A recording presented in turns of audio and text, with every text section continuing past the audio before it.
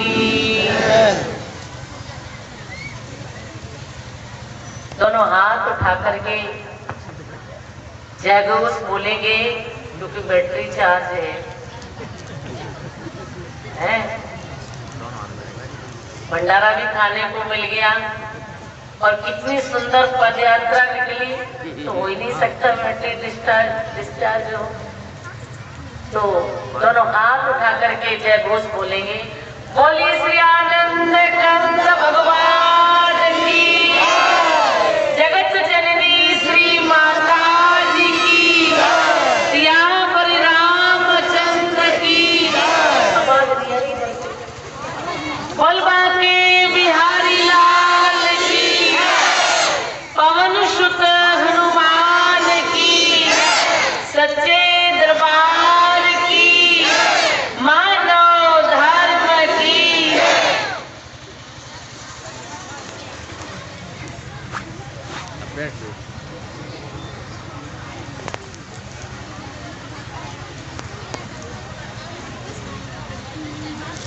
प्रेमी सज्जनों, आदरणीय भक्तिमती माताओं तथा बहनों, प्यारे बच्चों, थोड़ी देर शांति का परिचय देते हुए एकाग्र मन से सत्संग को श्रवण करेंगे, क्योंकि संत कहते हैं बड़े भाग्य पाइए भंडारा। गलत तो नहीं बोल गए? क्या कहा? बड़े भाग्य से क्या मिलता है? सत्संग मिलता है, भंडारा नहीं। तो बड़े भाग्य से आज हमको ये सत्संग मिला कि बड़े भाग्य पाइए सत्संगा। क्योंकि सत्संग में जब हम आते हैं तो क्या मिलता है?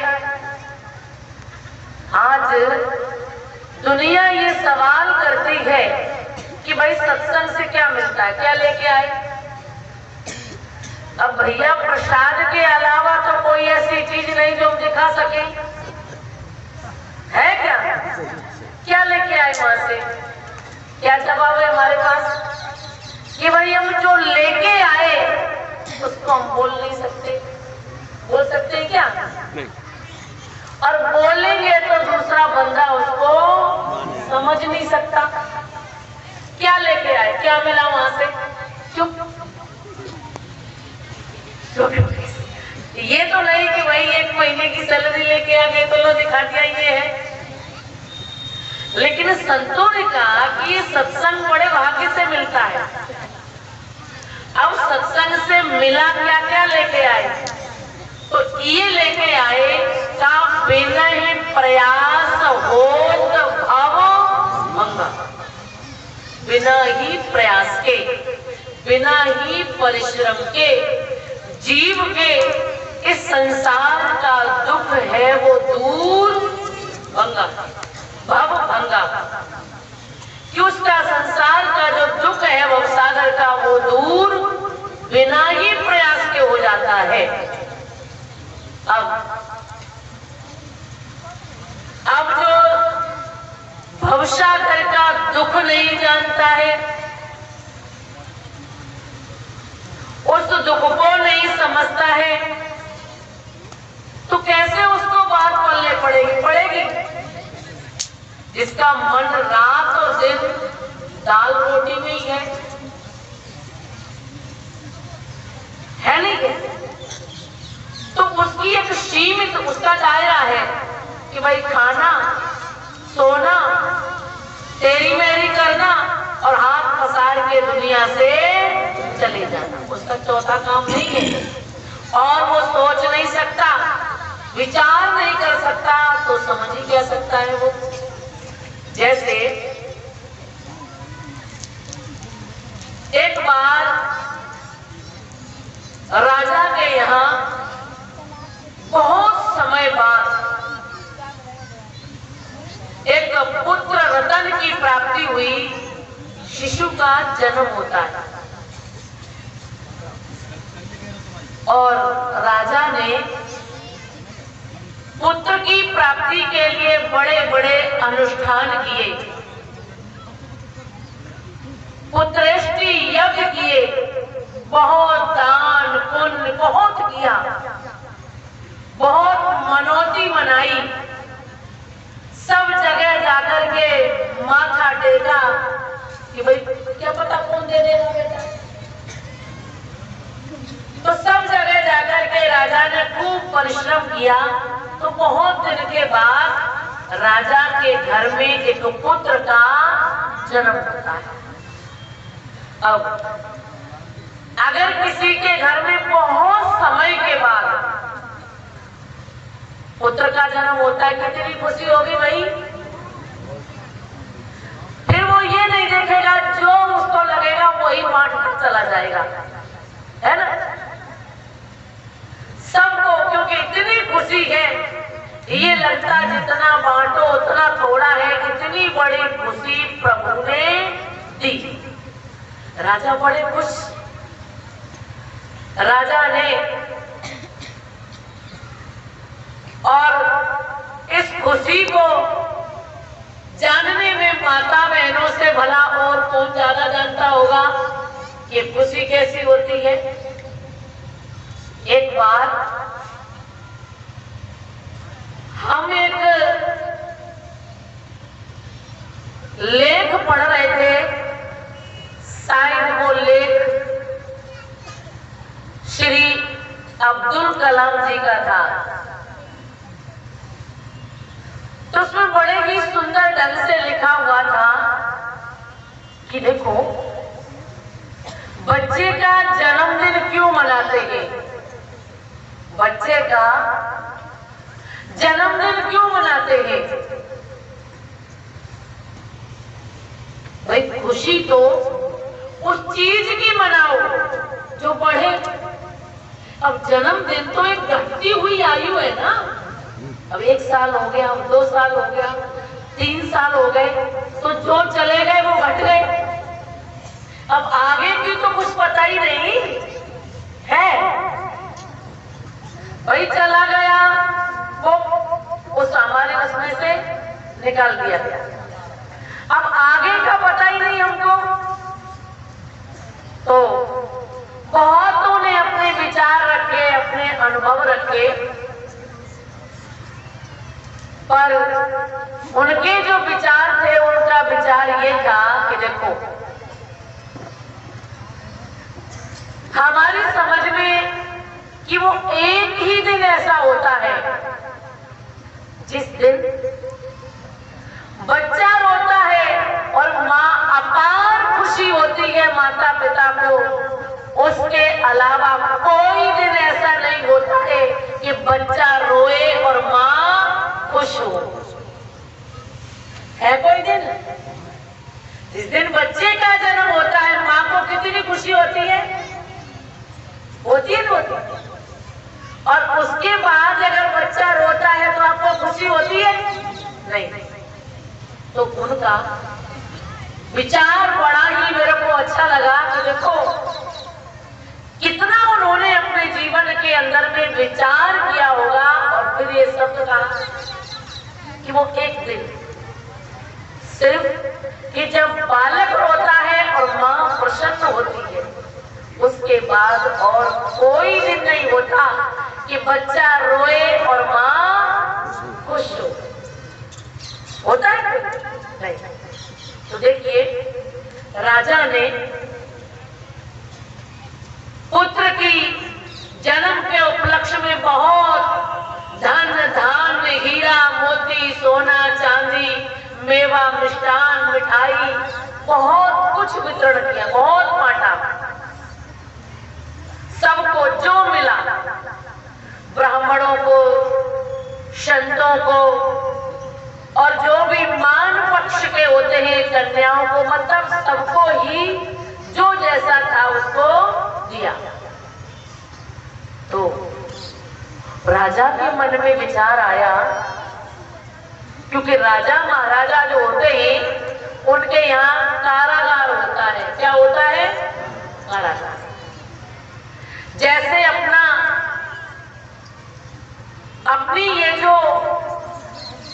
सरकार है तो इनका भी कारागृह है या नहीं है कि भाई गलत काम करोगे तो आपको दंड दिया जाएगा, उसके लिए भी जेल है। तो राजा के राज्य में कारागार जेल थी कि भाई जो गुनाह करेगा उसको सजा भुगतनी पड़ेगी। यहाँ जब ये रूल है तो क्या आगे नहीं होगा? होगा। इतना सख्त रूल है, उस पर ये धारा लग गई, उस पर ये लग गई।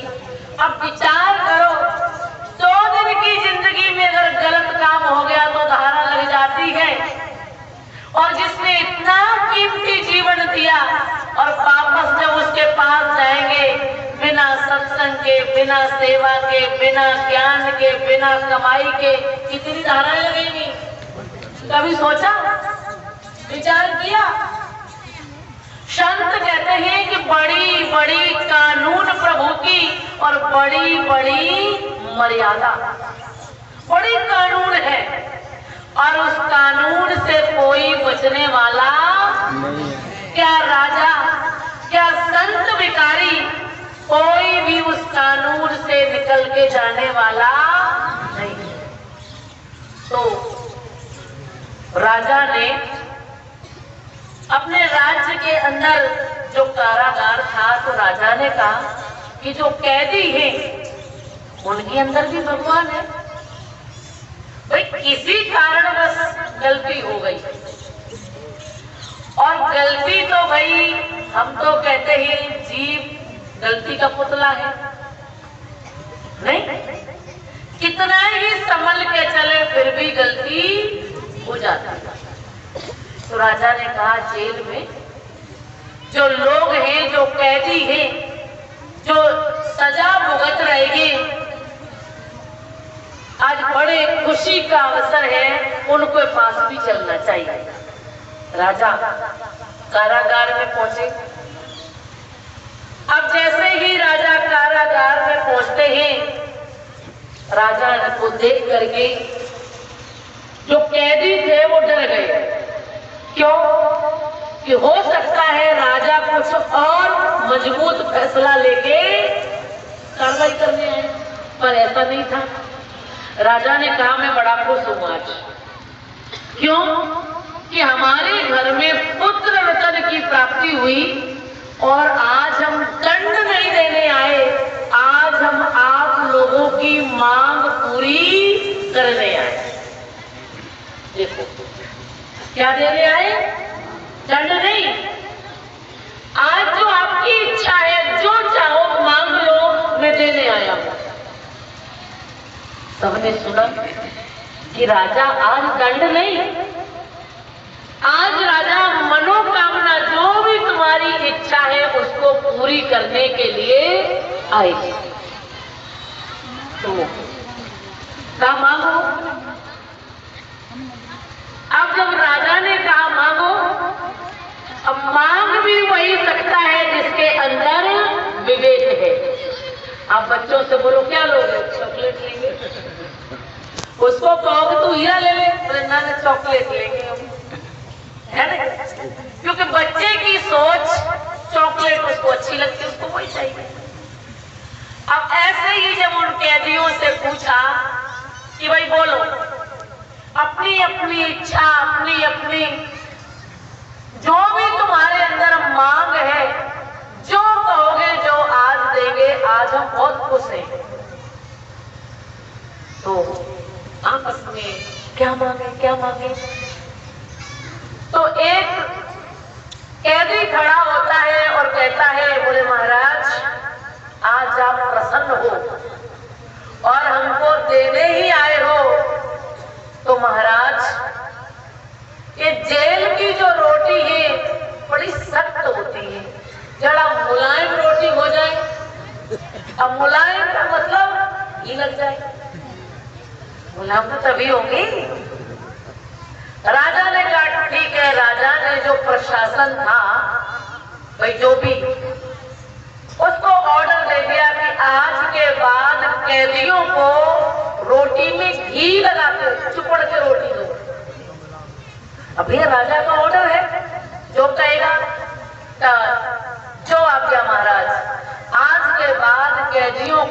रोटी नरम मिलेगी, घी वाली। अब दूसरा बंदा सोचता है क्या मांगू। दूसरा बंदा कहता है महाराज दाल बड़ी पतली होती है, ऐसा लगता है कि डुबकी मार के नहाऊं या खाऊं, रोटी भी लगती नहीं। राजा ने कहा फिर बताओ। राजा ने फिर बुलाया, कहा ऐसा करो कि आज के बाद दाल जो है वो गाढ़ी गाढ़ी। हमारी माता मैंने घरों में जाते ही तो कहते हम तो गाढ़ी गाढ़ी दाल ही खाते, बड़ी स्वाद लगती है, तुम भी खाओ। तो क्या दाल गाढ़ी हो जाए? ठीक है। राजा ने कहा आज के बाद सबको दाल गाढ़ी भी होनी चाहिए और फ्राई करके। अब तीसरा बोलने लगा अब तो जुगाड़ बढ़िया हो गई, क्योंकि रोटी भी मुलायम मिलेगी, दाल भी गाढ़ी गाढ़ी मिलेगी, अब क्या चाहिए? अब तो नींद लेनी है ना, है? का महाराज ये चटाई पे नींद नहीं आती है, तो जरा बिस्तर और हो जाए। राजा ने कहा कि बढ़िया बिस्तर की बंदोबस्त कर दो, अच्छा बिस्तर लगा दो। अच्छा बिस्तर लग गया। राजा ने कहा और किसी की कोई इच्छा है? तो उसमें से एक कैदी, कितने कैदी थे? मात्र एक कैदी खड़ा होता है और कहता है महाराज आज आप सच में खुश हैं और जो मांगे वो आप दे रहे हैं। तो मालिक राजन मेरे को इस जेल से रिहा कर दो, जेल से थोड़ा छोड़ दो। राजा ने कर्मचारियों को बुलाया और बोला इसको जेल से रिहा कर दिया जाए, अब इसका जेल में ये नहीं रहेगा, छोड़ दो। अब देखो जब वो जेल से बाहर गया तो वो विचार करता है कि अगर सब लोग अगर राजा से ये मांग करते कि मेरे को जेल से बाहर निकालो, तो आज राजा सबको जेल से बाहर, तो राजा तो वचन था। अब मांगने के ऊपर है, क्या मांगे हम? रोटी नरम, दाल गाढ़ी, बिस्तर बढ़िया है। तो आज हमारी दशा वही तो है भाई, बताओ क्या है? यही तो है, बढ़िया खाना मिल जाए, बढ़िया बिस्तर मिल जाए, घूमने टहलने को मिल जाए और लोग वाहवाही कर दे, बस हो गया, यही जीवन है। तुम माताओं बहनों और भाइयों, संत महात्मा ये समझाने का प्रयास करते हैं कि सारा संसार जो है ये जेल है और हम सब यहाँ कैदी हैं। लेकिन संत कहते हैं कि कैद दुनिया किस अजब जादू की है, टोने की है, इसमें कैदी जीव को नफरत नहीं होने की। कैदी जो है वो क्या मांग रहा है? रोटी, दाल और बिस्तर। संत कह रहे सोचो कि कैद दुनिया किस अजब जादू की है, टोने की है। कैसा जादू है इस जेल में? इस जेल से कोई मुक्त होना ही नहीं चाहता, इस जेल से कोई रिहा होना ही नहीं चाहता। क्यों? कहा कि साह मुलजिम दोनों ने पहनी है पग में बेड़ियां, फर्क इतना है एक लोहे की एक सोने की है।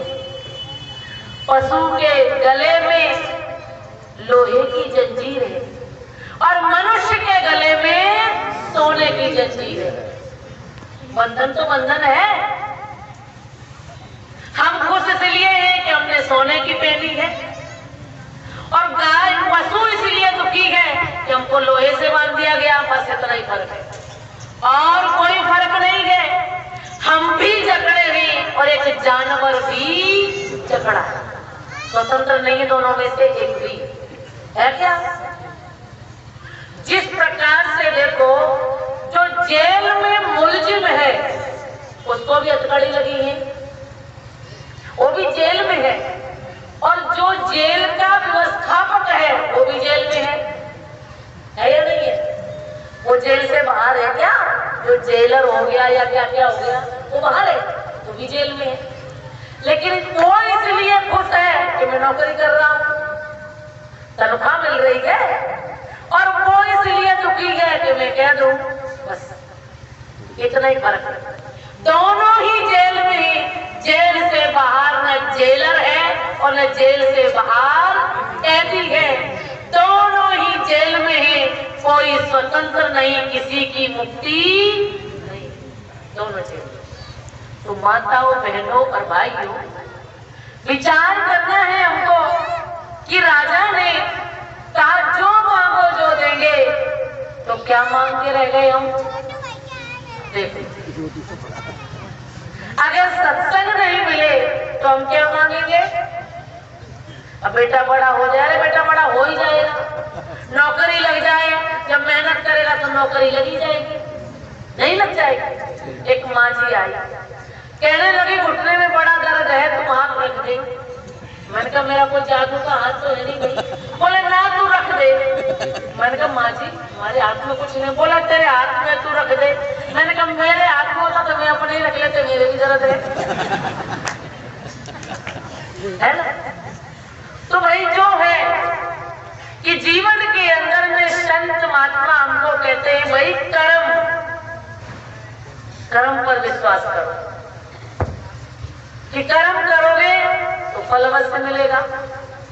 इसलिए संत कहते हैं कि कर्म प्रधान ईश्वर चिराखा,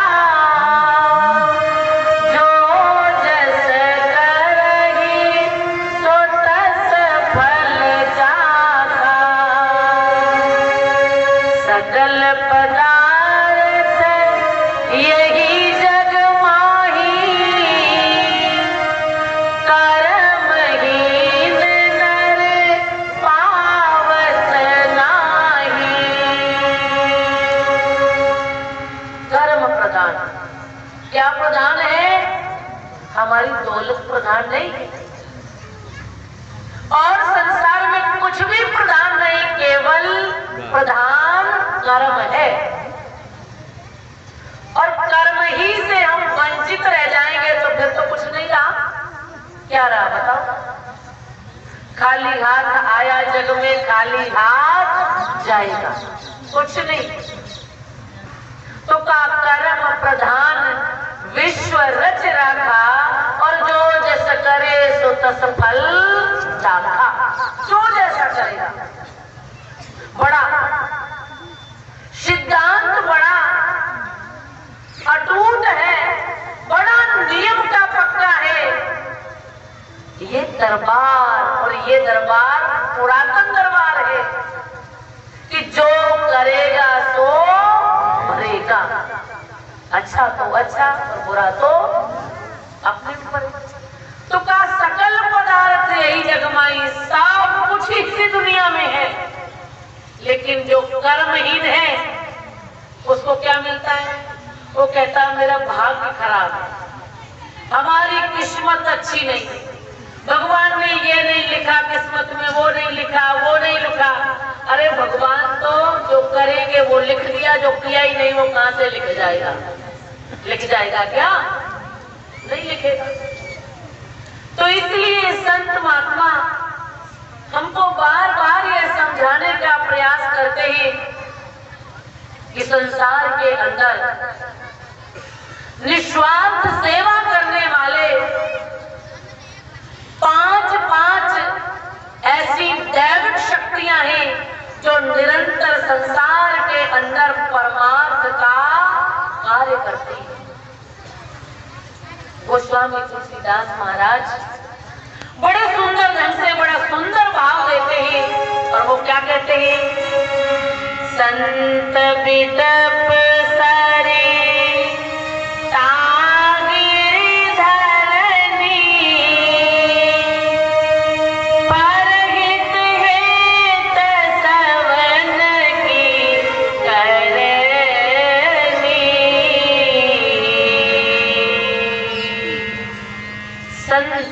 बिटप, सरिता, गिरि, धरणी। कितने हो गए? 5। सबसे पहला कौन है? संत। उसके बाद में कौन है? बिटप यानी वृक्ष। उसके बाद में है सरिता नदी। उसके बाद में है गिरि और उसके बाद में है धरणी।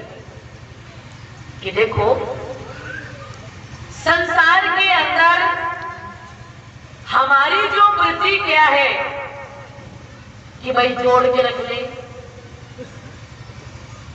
है हमारी वृत्ति क्या है? संग्रह करने की। और नदी की वृत्ति क्या है? नदी कभी कभी भी अपने लिए पानी बचा के रखती है कि भाई न जाने कभी सूखा पड़ जाएगी तो थोड़ा अपने लिए बचा लूं। ऐसा ये है निस्वार्थ सेवा। वृक्षों को देखो कि जब हम पत्थर फेंक के मारते हैं तो ऊपर से क्या आता है? फल। ये वृक्षों का निस्वार्थ सेवा कि नदी कबहू नहीं फल बके, वृक्ष कबहू नहीं फल बके और नदी न संचे जीव। परमारथ के कारण साधु न धरा नदी। परमार्थ के लिए, परमार्थ के लिए नदी ने बह रही है रास्ते। परमार्थ के लिए वृक्षों से फल मिल रहा है, फूल मिल रहे हैं, छाया मिल रही है, ईंधन मिल रहा है। मिल रहा नहीं मिल रहा? थोड़ा आगे पीछे हो जाओ, आगे पीछे हो जाओ। कोई नहीं तो देखिए कि ये 5 ही जो रात और दिन सेवा में हाजिर है और इनकी कोई भी शिकायत नहीं है। वृक्ष का भी शिकायत करता है कि जब चाहे जब काट देते हैं उसको, उसमें भी जान है, उसको भी पीड़ा होती है, उसको भी दर्द है, लेकिन उसके दर्द का एहसास हमको नहीं। हम सोचते हैं ये जड़ है, अरे वो जड़ नहीं, वो चेतन है। तभी देखो काटो तो उसमें से कुछ लिक्विड सा निकलता है, उसको भी दुख होता है, लेकिन कोई शिकायत नहीं। तो ये 5 हैं जो निरंतर सेवा करते हैं। ऐसे ही हमारे संत कहते हैं कि जीवन के अंदर राम सिंधु घन सज्जन हीरा। राम क्या है? सिंधु। राम सिंधु। सिंधु किसको कहते हैं? समुद्र को। राम क्या है? समुद्र है। अब अगर समुद्र को देखा जाए तो पानी तो अथाह है, समुद्र में पानी अथाह है, लेकिन खारा होने के कारण वो पानी किसी काम का नहीं है। खारा होने के कारण उसको नहीं पी सकते हैं, नहीं तो भोजन में इस्तेमाल कर सकते हैं, उसको सिंचाई भी नहीं लगा सकते हैं, क्योंकि नहीं तो खारा पानी अगर उपजाऊ जमीन में जाएगा तो वो क्या बना देता है? क्या बना देता है? ऊसर बना, उसमें रहे होता है, वो हो जाता है। तो कहा कि राम सिंधु घन सज्जन धीरा।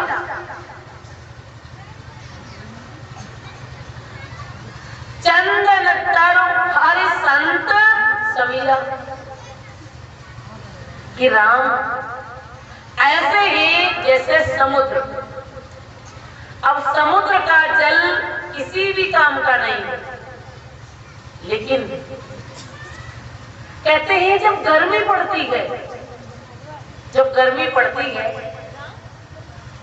तो हम कहते हैं कि अब बारिश होगी। कहते नहीं कहते, जब भीषण गर्मी पड़ेगी तो कहेंगे बारिश होगी। मौसम विभाग से पहले हम अंदाजा लगा लेते हैं कि अब गर्मी पड़ेगी। क्यों? वो सॉरी, अब बारिश होगी। क्यों? बहुत गर्मी पड़ रही है। तो कहा कि जब गर्मी होती है तो समुद्र में भाप बनती है। क्या बनती है? भाप। और भाप जब बनती है तो पानी हल्का होता है। हल्का होता है तो वो ऊपर उठता है। जैसे पतीले में पानी उबालते हैं और उस उबलेगा तो देखो वो जो ढका होगा या खुला होगा तो दूर दूर तक छींटे जाएंगे। तो भाप बन के वो ऊपर उठता है और वो पानी जब बरसता है तो उसके अंदर खारापन नहीं देता है। तो माताओं, बहनों और भाई, ये काम चंदन तरु हर संत समीरा, ये काम संत करते हैं कि जब हवा चलती है, चंदन तरु हवा क्या करती है? चंदन की खुशबू को दूर दूर तक ले जाती है। हवा, चंदन नहीं अपनी खुशबू को बिखेर सकता है। बिखेर सकता है क्या? नहीं। हवा। ऐसे ही माताओं, बहनों और भाइयों, संत जो होते हैं आत्मज्ञानी, वो क्या करते हैं कि वो हमको परमात्मा से मिलाते हैं। और ऐसा नहीं, परमात्मा सबके ऊपर कृपा करता है। कोई कहता भाई हम तो बहुत व्यस्त हैं, हम कर ही नहीं सकते। अब कल की बात सुनो।